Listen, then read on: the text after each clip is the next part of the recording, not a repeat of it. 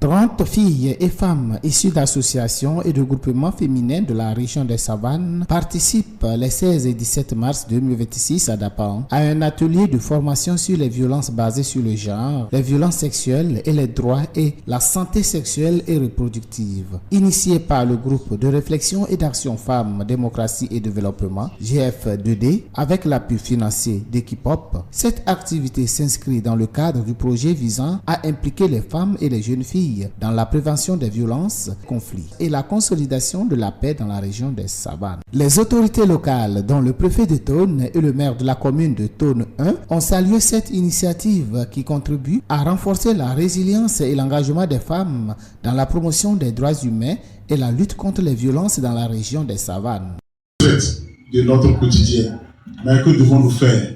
Nous devons nous armer à dénoncer les acteurs de ces violences sur les femmes pour que l'arsenal juridique mis en place par le gouvernement togolais soit appliqué dans l'intérêt des femmes.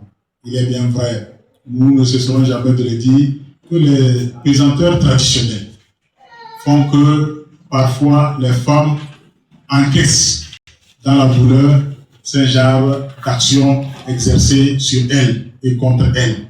Mais nous devons faire en sorte que nous pouvons dénoncer ces acteurs de violence sur nos filles et nos femmes, afin que nous puissions donc construire un monde de paix et de prospérité. Pour Madame Amivi Lokadi, sociologue et chargée de programme à GF2D, cette formation vient rappeler aux femmes qu'elles doivent connaître leurs droits et maîtriser les mécanismes de protection existants au cas où il y a violence. Et nous mettons en œuvre en ce moment un projet dénommé Implication des jeunes filles et femmes dans la prévention des violences et conflits et la consolidation de la paix dans la région des Savanes. Et l'activité porte essentiellement sur la formation des jeunes femmes, des jeunes filles et jeunes femmes et des femmes sur la violence et les droits à la santé sexuelle et reproductive. Donc, juste pour rappeler une fois encore aux femmes qu'elles doivent connaître leurs droits et aussi les droits liés à la santé sexuelle et reproduction. Aussi qu'elles doivent maîtriser les mécanismes de protection existants au point où lorsqu'elles sont violentées, elles puissent facilement aller parler, aller signaler les cas pour être prises en charge.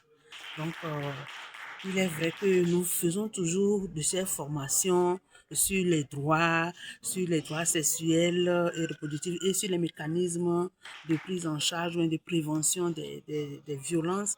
Mais ce n'est pas, les résultats escomptés ne sont pas totalement ça.